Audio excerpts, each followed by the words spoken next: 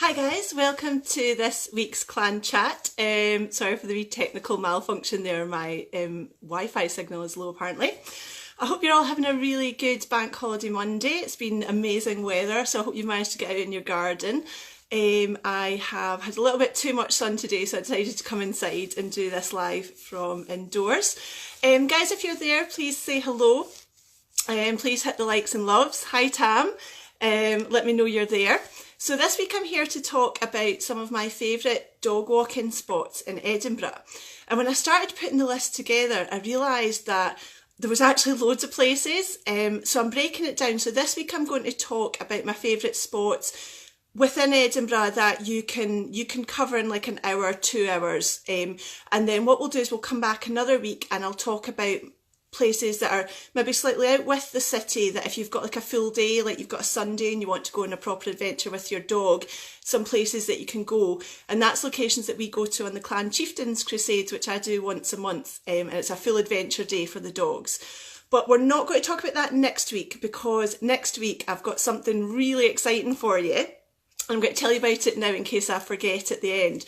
So next week I've got a very special guest who's coming on the Facebook Live. So same time, same place, 7:30 on Monday. Dominic Hodgson's got to come in and do a live interview with me. Now, for anyone who wasn't watching last week, Dom is a fantastic dog trainer who has a #1 best-selling book, How to Be Your Dog's Superhero. He's also runs an award-winning dog adventure company down in Sunderland, and he's also my private mentor as well.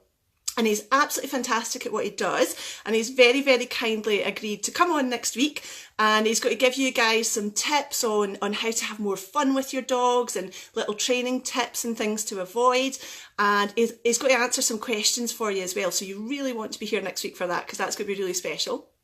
Hi Harriet and Shirley, and hi Carol as well. Have you got the popcorn out? Carol sent me a little picture earlier on of a bag of popcorn she's got to watch this live with tonight. So guys, we're talking about my favourite spots in Edinburgh to go with the dogs. My first place, and the first place I went with my clan when I first started, was Carstorphine Hill. So for those who don't know, it's on the west of the city, funnily enough in Carstorphine, and it backs onto the zoo.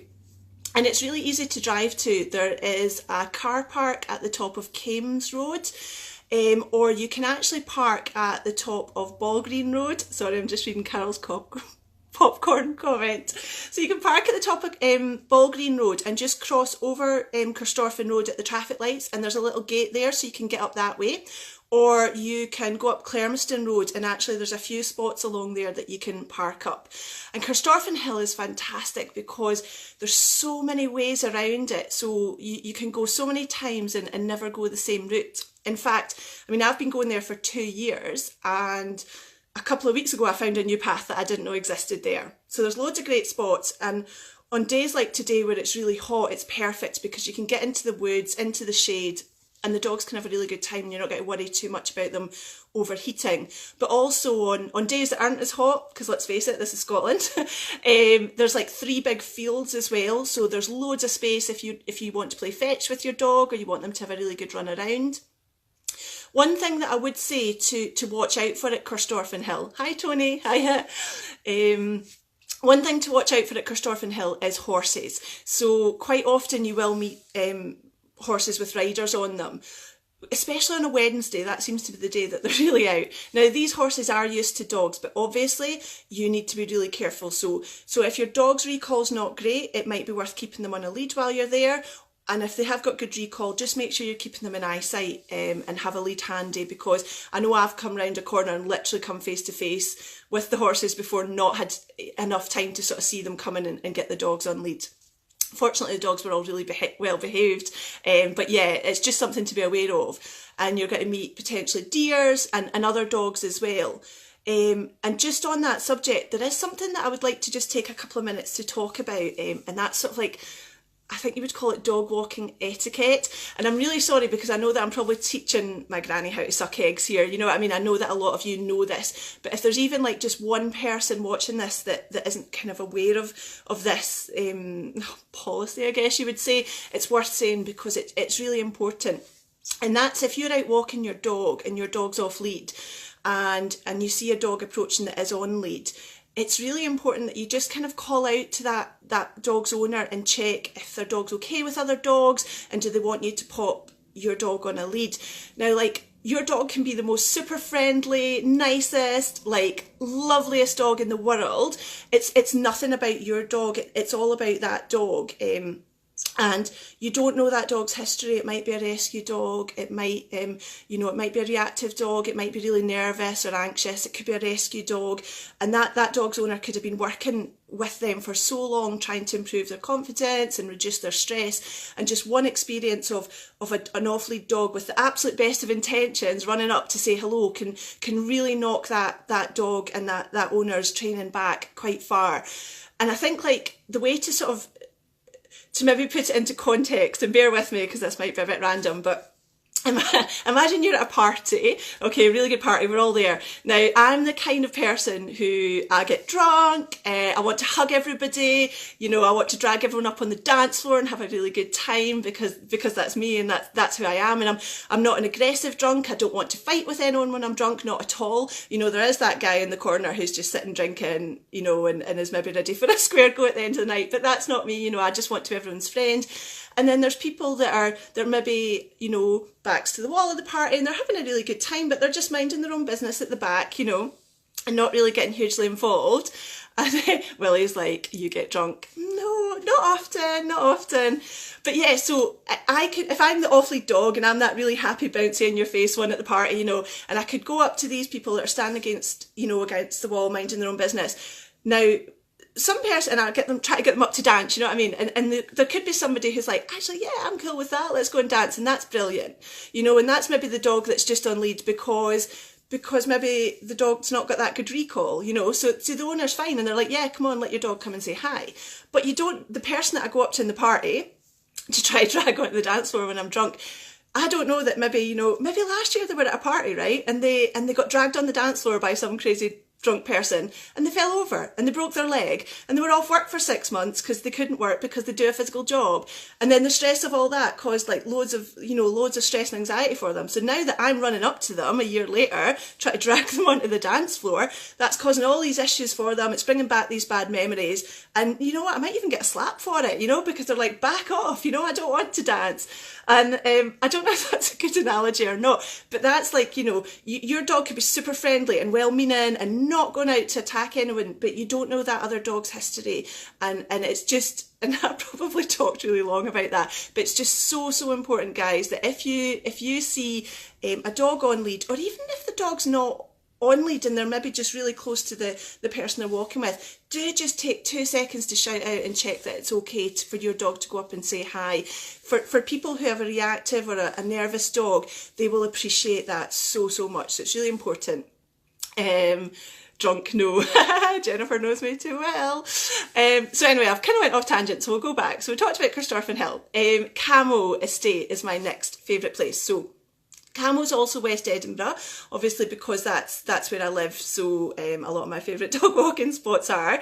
So Camo is, if you're driving out Queensferry Road and you're heading out towards the bridges, and then there's a little turning off to the left just after that big main junction where you can turn right to go to Cramond, or you can turn left to head towards the Maybury roundabout. If you carry on straight over that big junction and then turn left onto Camo Road, and that takes you down to Camo Estate.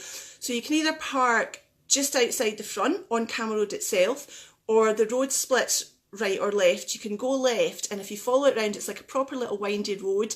You want to go slowly because if you meet something coming the other way, one of you is going to have to reverse. And then there's actually a car park ground there, which is a semi-decent size, so you'll be able to get parked there. And Camo is fantastic. Again, a bit like Corstorphine, it's got a lot of wooded sheltered areas for hot days. It's got a lot of big open fields where you can have a run about if it's not like too hot for the dogs to do that.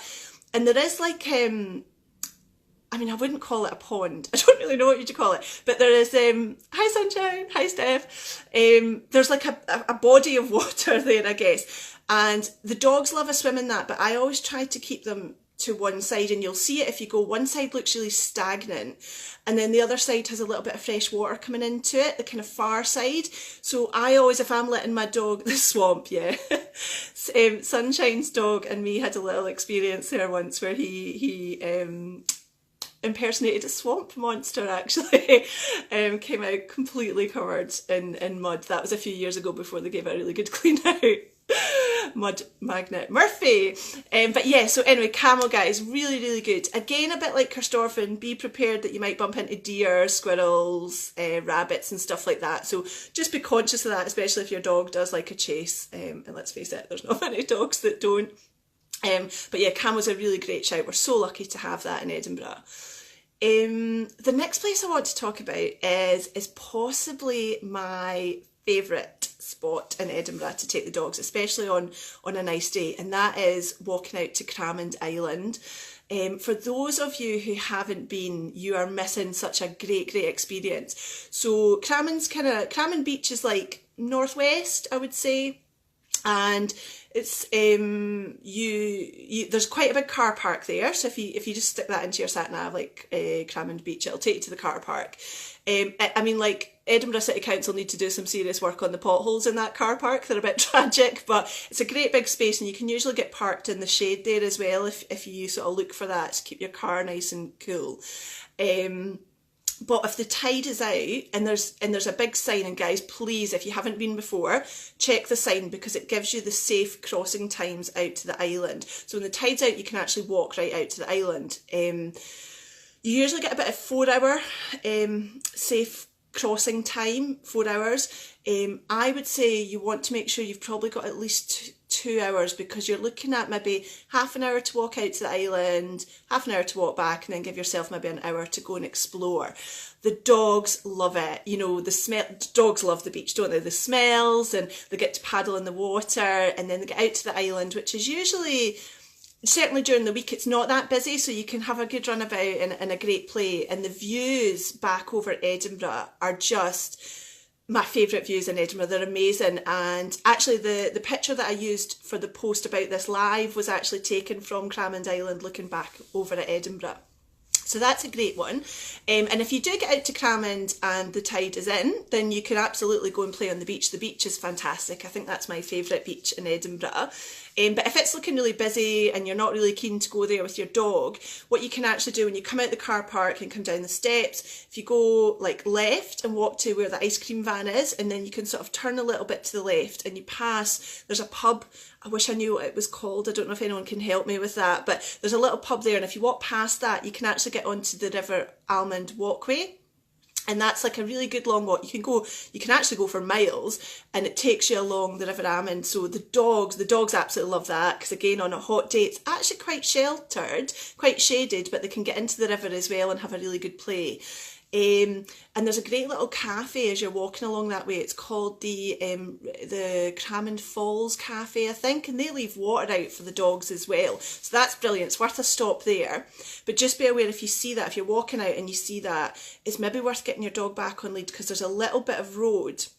And it is a dead end, but cars do kind of go up and down at parking. So if your dog, you know, doesn't really stick to heel just for that little bit, it's probably just a couple of 100 metres, it's worth getting them back on lead just until you get past that dead end, and then they're safe off lead, and it's really good after that. So really good spot as well. So I love Cramond, because you've got, you know, you can go to the car park and then you've got all these options. You know, you can go out to the island, go along the beach, you can go past the Boardwalk Cafe, or you can go the other way and go along the River Almond walkway. So it's definitely one of our favourites, and if you haven't been, you're really missing something. Go and check it out.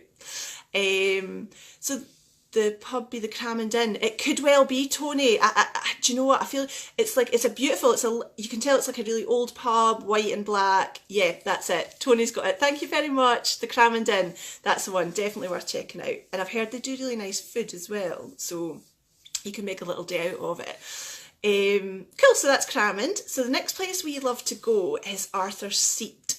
But we kind of go the non-touristy way when we do Arthur's Seat. So I think everybody's been up once, and you know, like, there's no way of getting up without meeting about 5,000 tourists, and it's just chaos, and that's not something that that I like to sort of subject my dogs to, because it's, you know, it's just a bit too exciting for them. So what we do is we go a little drive along Queen's Drive, and there's loads of little lay-bys, so you can park up in one of the lay-bys and then get up to like, it's like the other side of Arthur's Seat. I don't know if it's still technically classed as Arthur's Seat. I think it is. And it's amazing. And you go up there, and at the moment it's beautiful because all the gorse bushes are all in flower, and it smells amazing. And you get beautiful views out over the water and out over the east of Edinburgh. If you're a Hibs fan, you get an amazing view of the stadium from that side of Arthur's Seat as well. The one thing to just be really conscious of, especially in this weather, is there's not really any water sources, and it's quite exposed, so there's not a lot of shelter. So I would probably avoid that on a really hot day, and even on just like a sort of normal day, I would definitely take a lot of water with you. I mean, we always have a big 2-litre bottle of water in my rucksack when I go out with the dogs anyway, in a wee collapsible water bowl. But yeah, just bear that in mind, because there isn't like a wee stream or anything for them to have a drink if they're getting really thirsty. But yeah, the views, I mean, we're so lucky in Edinburgh. It's insane. We have like all these amazingly beautiful places on our doorstep to take our dogs. It's brilliant.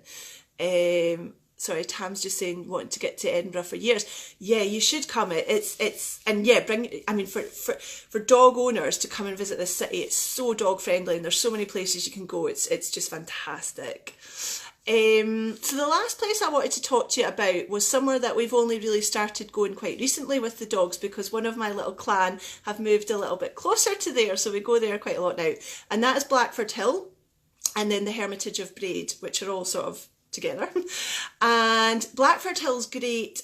It's got amazing views. Like I love the views from there, because you can be up there and you can see Arthur's Seat, and you can see the castle, and you can see Christorfen Hill, and if you turn around you can see the Pentlands, you know. So the views from the top of Blackford Hill are brilliant, for very minimal effort and physical exertion to get there, because you can actually drive right up Observatory Road and park. There's a little car park at the top, and then, to be fair, it's really not that much of a hike to get to the top of the hill. You know, you like 5 minutes and you're up there getting amazing views. Of course, if you want to be like super healthy, you could park at the bottom of Observatory Road and walk up the whole way. I don't do that, I'm not going to lie. We drive up to the top, and then what we do is come down and go down into the Braids, and there's the Braid Burn runs right through, and that's brilliant, because again on hot days like this, there's a huge wooded area, so you can be really sheltered, and you can take your dogs down to the burn, and you can walk right along. You know, it's a great long walk. You can have a really good walk out of it, and the dogs can nip in and out of the burn, because it's not particularly deep at any point, you know. So I've got dogs in the clan who aren't swimmers, but they like a wee paddle, and they love it there, because they can go in and cool down and have a wee play. So that's a fantastic spot, and definitely worth checking out. It's not somewhere I say that I'd spent a lot of time up until one of my wee doggies moved closer to there, and now we've found it, and I'm like, how had I never checked this place out? Because it's stunning. It's really, really beautiful. So I think that was everywhere I really wanted to talk about today, in terms of in the city. As I say, what I'll do is I'll come back in a couple of weeks. So obviously next week is Dom, the interview with Dom. And then maybe the week after I'll come back and talk about places that you can go if you've got like a full day where you can really go out and have a good adventure. Some of the amazing places we go, because we've found some fantastic spots that the dogs just absolutely love. So I'll share some of them with you another week. But that's it really from me this week, unless has anyone got any questions or comments at all. And guys, listen, if I've not mentioned one of your favourite dog walking spots, please stick it in the comments, because, you know, other people can get the benefit of that, and that's the whole point of these. It's sharing information so that dog owners in Edinburgh can really get the best experience for their dogs. So if you've got any good ideas, pop them in the comments. If you've got any dog owning friends, or you know what, even if you've just got friends who like spending time outdoors, tag them in this, because yeah, I'm talking about these in a dog related context, but all of these places are beautiful, beautiful places. You don't need to have a dog to go and enjoy them, you know. But obviously if you've got a dog, they're all brilliant locations to go to. So yeah, oh, Shannon wants to come and visit Edinburgh. Yeah, it's do you know what? Such a beautiful city. I absolutely adore Edinburgh. Such a great place. So guys, please, if you've got anything from this, please hit the likes, please hit the loves. It means that more people might get to see it and get something out of it as well. Share it with your friends, tag your friends in it. I really appreciate that, and please come back next Monday, and we'll have that interview with Dom, and that will be loads of good dog training techniques and tricks and tips for you guys. That really is one that you don't want to miss. I really promise that. Okay, that's me for tonight. Thank you very much guys for listening. I'll see you next week for the next clan chat. Okay, bye.